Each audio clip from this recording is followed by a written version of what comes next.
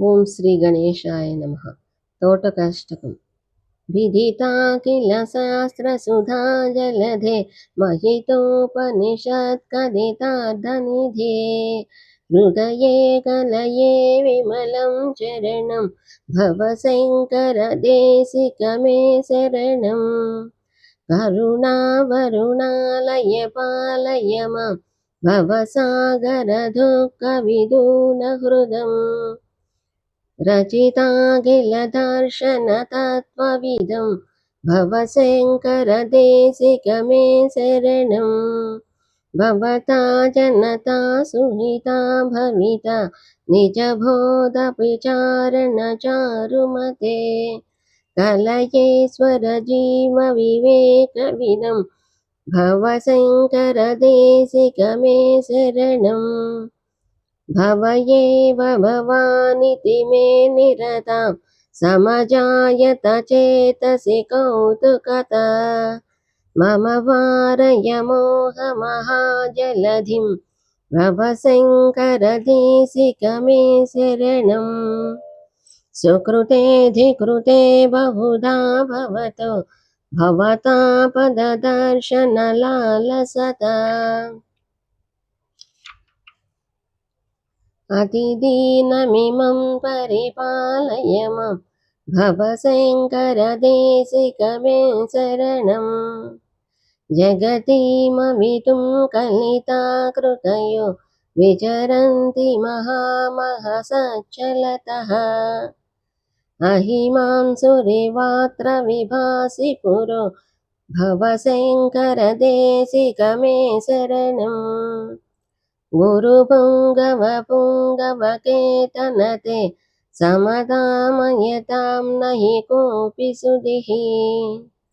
शरणागतवत्सलतत्त्वनिधे भवशङ्करदेशिकमे शरणम्. विदिता न मया विशदैककला न च किञ्चन काञ्चनमस्ति गुरो. द्रुतमेव विदेहि कृपां सहजां भवशङ्करदेशिकमे शरणम्. भवशङ्करदेशिकमे शरणम्. ఇది శ్రీ శంకరాచార్యుల విరచితమైన తోటకాష్టకం సంపూర్ణం. శ్రీ గుర్వాష్టకం.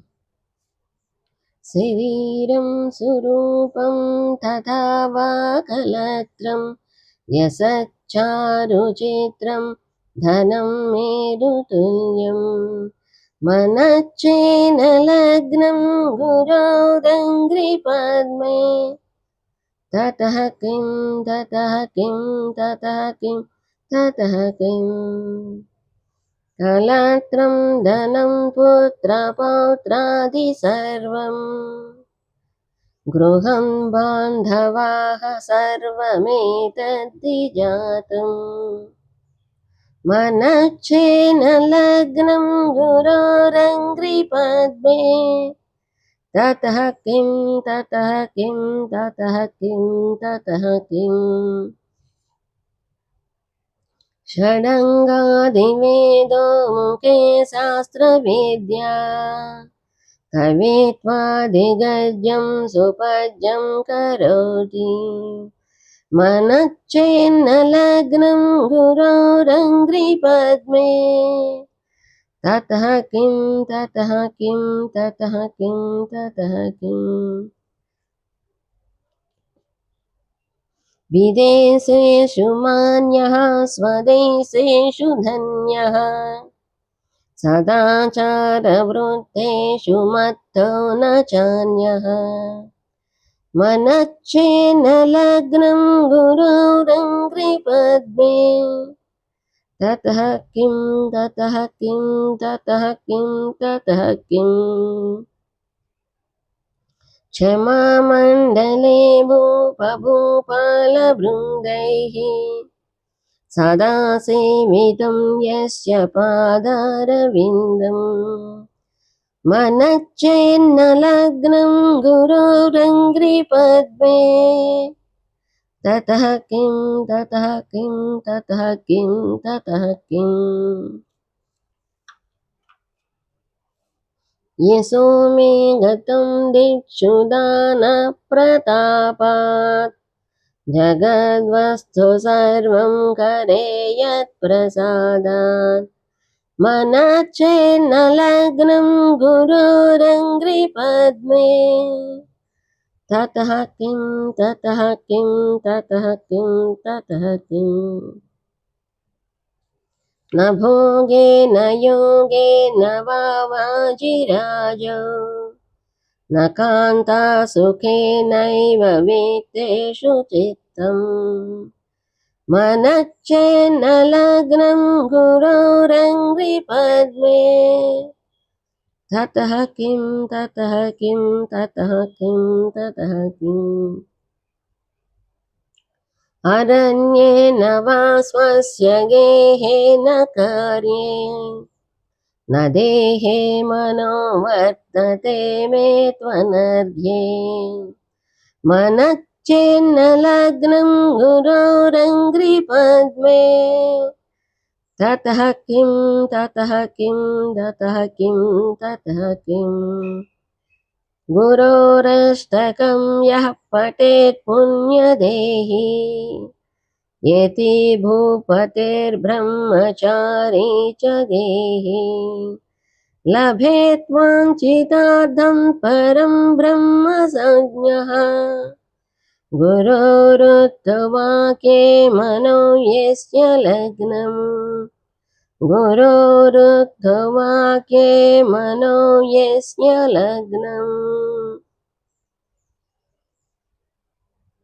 ఇది శ్రీ శంకరాచార్యుల విరచితమైన శ్రీ గురువాష్టకం సంపూర్ణం. శ్రీ విష్ణు షట్పది స్తోత్రం. అవినయమపనయ విష్ణో దమయ మనఃస్యమయ విషయ మృగతృష్ణాం భూతదయాం విస్తారయ तारय संसारसागरतः दिव्यधुनीमकरन्दे परिमलपरिभोगसच्चिदानन्दे श्रीपतिपादारविन्दे भवभयखेदच्चिदे वन्दे सच्चपिभेदापगमे नाथ तवाहं नमामकीनस्त्वं सामुद्रो हि तरङ्गः क्वचन समुद्रो न तारङ्गः उद्धृतनगनगभिधनुच धनुजकुलामित्रमित्रशशिदृष्टे दृष्टे भवति प्रभवति न भवति किं भवति रस्कारः मत्स्याभिरवतारै अवतारतावता सदा वसुधां परमेश्वर परिपाल्यो भवता भवतापभीतोऽहम् दामोदर गुणमन्दिर सुन्दरवदनारविन्द गोविन्द भवजलधिमथनमन्दर परमं दरमपनय त्वं मे नारायण करुणामय शरणं करवाणि तावकौ चरणौ इति षट्पदी मदीये वदन सरोजे सदा वसतु वदन सरोजे सदा वसतु. ఇది శ్రీ శంకరాచార్యుల విరచితమైన శ్రీ విష్ణు షట్పది స్తోత్రం సంపూర్ణం. ఓం శ్రీమాత్రే నమః. ఈ వీడియో కనుక మీకు నచ్చినట్లయితే ప్లీజ్ లైక్ చేయండి, సబ్స్క్రైబ్ చేసుకోండి.